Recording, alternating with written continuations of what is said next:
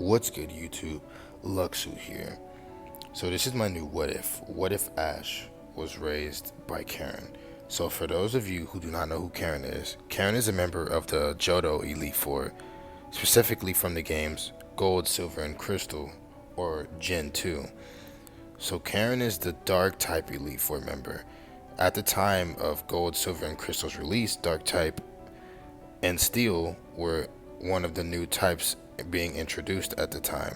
And Karen was my favorite Elite Four member, so I thought it would be cool to write a story revolving around her as a motherly figure to Ash, giving some type of parental role to him. But with that being said, let's get on with the story.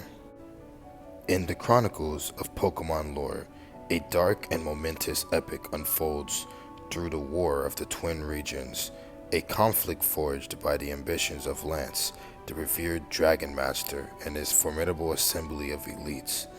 This war, which pitted the neighboring realms of Kanto and Johto against each other, etched a tale of unyielding struggle and irrevocable change into the very fabric of their histories. As battles raged and alliances shifted, it was Karen, one of Lance's most skilled and mysterious elites, who stumbled upon an unexpected glimmer of hope amidst the chaos. A lone survivor of the conflict, an infant named Ash. Against the backdrop of the fallen region, this unlikely encounter would sow the seeds of redemption and reassurance, altering the destiny of both of the Pokemon world and a young boy destined for greatness. Ash, the lone survivor of the Pallet Town Purge, has been raised unaware of his origin until now. Today marks the anniversary of the Purge and also Ash's 15th birthday. The young boy eagerly runs into his current caretaker's room, unaware of what's about to unfold. Ash enters the room with excitement, remembering his caretaker's promise to give him a Pokemon for his 15th birthday. His caretaker Karen, the highest ranking member in Lance's army, stares at her adoptive son with a calm but somber look. Ash, noticing this, realizes that something is wrong and asks her about it. Karen calmly places her arms on Ash's shoulders before telling Ash that she has something important to tell him. Ash, sounding a little concerned, asks, "What is it?" Karen's expression then changes to a serious one as she begins talking. "Ash, I know today is your birthday, but this is something you have to know," Karen says with a hit of sadness in her voice. "Ash, I am not your mother." Ash pauses after hearing this information, trying to process the words that were just spoken to him. Ash goes into immediate denial, laughing, saying that it was a good one, hoping that this was one of the many jokes that she has played on him before. "Ash, this isn't a joke," Karen coldly says. "I'm not your biological mother." At this realization, the light from Ash's eyes started to fade as the world around him starts to deteriorate. "Then who are my real parents?" Ash quietly says. "Ash, come here." Karen tries to pull Ash into a hug to comfort him, but he instinctively pushes her back in response. "Ash, you're aware of my status in Lance's army, right?" Ash slowly nods in response. "During our conquest of Kanto, we destroyed many cities, the town of your birth parents being one of them." Ash starts to tremble, hearing the devastating news. The name of that town was Pallet Town. Ash freezes as he recalls hearing of the devastating Pallet Town Purge from the news. "But I thought there were no survivors." Ash shudders. "There was only one survivor, that person being you. Bruno and I found you in the ashes of a hospital that Lance commanded his Dragonite to Hyper Beam," Karen says coldly. "So Lance killed my parents," Ash slowly says, coming to the realization that his greatest hero is his greatest adversary. Yes, he was responsible for your parents' death. When we found you, Lance commanded us to eliminate you, but I protested against this idea. Ash begins to yell as tears start to form in his eyes. But why? Why didn't y'all kill me like the rest? When I found you, I felt something in my heart, something I thought had died a long time ago, and raising you further solidified that feeling. And what was that feeling for you? Ash mumbles. Hope. Hope to believe in something better. Ash contemplates those words as he looks down, staring at the floor. I understand if you hate me and you want nothing to do with me from here on out, Karen says to the boy with regret in her heart. Ash looks up slowly and stares at the light blue-haired woman in the eyes. I couldn't hate you. You raised me. Even if you took away the family I never had, you became a mother to me, and I'm grateful for that. But Lance, Ash says in a vengeful tone, this goes way beyond just avenging my parents or a town I never knew. This is for taking away a life that I could have had and massacring innocents that had nothing to do with his plans. Karen is shocked at the boy's claims but stands with him. You should know that Lance is already a very good trainer in his own right. And the only way to get to him is through the Elite Four, which you cannot challenge until you obtain all 8 gym badges. Ash, hearing this, begins to ask questions. Which Elite Four members should I look out for the most? Ash says in a serious tone. Will and Koga are the weakest but the most dangerous of the elites, Karen informs. How are they both dangerous and weak at the same time? Ash asks. Their weakness is what makes them dangerous. They're willing to use any tactics that results in their victories. Ash takes notes of this, nodding his head slowly. I almost forgot. Today is still your birthday, and I did plan on giving you a Pokemon today. Karen walks over to her drawer and takes out a Dusk Ball and hands it to Ash. Ash looks at the Pokeball for a second before he releases a small green Pokemon with a red underbelly that looks up at Ash in confusion. Ash, only being familiar with the dark type, asks Karen what Pokemon it is. This Pokemon is called Larvitar. It is a rock and ground type. Although it is not a dark type right now, Larvitar's final stage, Tyranitar, is a very powerful dual dark and rock type. Ash looks at Larvitar, introducing himself to Larvitar. Larvitar, recognizing that this would be his new trainer, stands beside Ash, looking up at him. Karen hands Ash a bag full of essential things for a beginning trainer. One of these items is a Pokedex, a tool used to identify unknown Pokemon.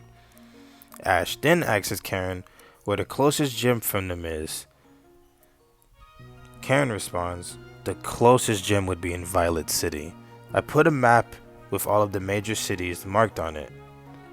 Ash looks at his caregiver with a determined look. I'm going to take out Lance by any means necessary. I'm going to depart from Cherry Grove tomorrow morning to take the gym challenge, Ash coldly says. Thank you for the Larvitar, Mom. Ash picks up Larvitar and hugs Karen before he heads to his room to contemplate everything that just happened. Karen, seeing Ash walk out the room, Karen thinks to herself that he took the information a lot better than she had expected. Ash lays on his bed with Larvitar, contemplating his plan to overthrow Lance. Later that night, Ash walks downstairs with Larvitar beside him, deciding to leave at night instead of in the morning like he originally had planned. Taking a seat at the table that Karen is sitting at, before Ash could say anything, Karen hands Ash a Pokegear, telling him to use this to call her if he's ever in some trouble. Ash takes the Pokegear and thanks his adoptive mother. Earlier you said that the closest gym was in Violet City. What type of Pokemon does the gym leader there use? Ash asks. The gym leader in Violet City specializes in flying type Pokemon. Luckily for you, your Larvitar is the perfect counter for flying type Pokemon, Karen says. That reminds me, what is Larvitar's moveset? Ash asks. You can check Larvitar's moveset using your Pokedex. After hearing this, Ash pulls out his Pokedex, using it on Larvitar. The Pokedex reads the current moveset, being Ancient Power, Focus Energy, Pursuit, and Leer. Ash takes notes of this and thanks his mother for this information. Ash then sits up with Larvitar, informing his mother that he'll be heading out now instead of in the morning like he originally planned. Karen hugs Ash, telling him to be careful, that there are a lot of dangerous people that he might come across on his journey. Ash, confident in his capabilities, tells his mother that he'll be fine before walking out with Larvitar following behind. As Ash exits the town, he looks back to the small town of Cherry Grove, admiring the lights under the guise of night, giving a mental farewell. As Ash and Larvitar travel through Route 30, Ash hears Larvitar's stomach start to growl. In response, Ash asks the little Pokemon if he is hungry. Larvitar nods at his trainer. Then Ash unzips his bag and takes out the Pokemon food that his mother provided him with. As he's about to feed Larvitar, a black figure swoops down and steals a good portion of the food from Larvitar, enraging the young Pokemon, causing Larvitar to start recklessly lashing out with Ancient Power, with one of the rocks hitting the unknown thief, causing it to fall to the ground. Ash quickly picks up his Larvitar as an attempt to comfort it after the rampage, telling Larvitar that he has more food in his bag. Ash then reaches for some berries and gives them to Larvitar, quelling his anger. Ash, still in shock about what just happened, decides to inspect the thief Pokemon. Upon closer inspection, Ash notices that it is a Pokemon that he is very familiar with, Murkrow, a dark and flying type Pokemon. Ash, being familiar with the dark typing, slowly approaches the bird Pokemon while grabbing a berry that most dark types are very fond of. With the berry in his hand, Ash cautiously approaches the fallen Murkrow. He can sense that Murkrow is badly injured and possibly frightened after the unexpected confrontation with Larvitar's ancient powers. As he gets closer, he kneels down and extends his hand out, offering the berry as a gesture of goodwill. Hey there, Murkrow. Ash speaks softly, trying to project a sense of calm. It's alright, we don't want to hurt you.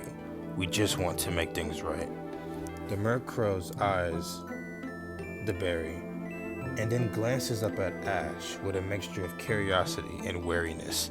Its feathers are ruffled, and it lets out a curious call, not fully sure if it should trust a human and his Pokemon. Larvitar, still tense from the earlier encounter, watches Ash closely, its eyes narrowed but not actively aggressive. Ash's soothing presence seemed to be helping to keep Larvitar's anger in check. Slowly, Murkrow inches forward, its beady eyes never leaving Ash's outstretched hand holding the berry. It's clear that hunger is driving its decisions now. With a final cautious hop, Murkrow lands on the ground in front of Ash and gently pecks at the berry. It seems to enjoy the taste and it starts to relax slightly. We can share the food, there's plenty to go around, Ash says. Larvitar also seems to sense the change in atmosphere. It relaxes its stance a bit and watches the Murkrow with less hostility. Ash takes this opportunity to observe Murkrow's injuries. The rock Larvitar threw seem to have caused a minor injury on one of its wings. Ash reaches out of his bag and pulls out a potion, carefully tending to the Murkrow's wound. As he does so, the Murkrow's eyes him with a mixture of surprise and gratitude. It's not often that a human treats it with kindness, especially after being attacked. Once the injuries are taken care of, the Murkrow gives Ash a soft call, almost like a thank you. Ash, noticing that the atmosphere is calm enough, Ash offers Murkrow a spot on his team, promising plenty of food if he travels with them. The Murkrow calls softly in response, seeming to understand the offer. Ash takes out a Dusk Ball, securing Murkrow as his newest capture. After capturing the bird Pokemon, Ash lets out Murkrow, thinking it would be a good idea to travel with his Pokemon outside of their Pokeball. Upon being released, Murkrow flaps his wings and lands on Ash's shoulder, a newfound comrade forming between them. And that's where we'll be ending off Part 1. This is very gloomy for your typical Pokemon What If. I wanted to go a different route than what the typical What If YouTuber goes. I just want to know y'all's overall opinion on this. Tell me some Pokemon that you would like to see Ash have in the future. Specifically Pokemon from Johto, but Pokemon from other regions could be implemented. But yeah, I just want to know y'all's opinions and comment below some Pokemon you would like Ash to have or some other What If ideas. With that being said, thanks for listening and Luxu out.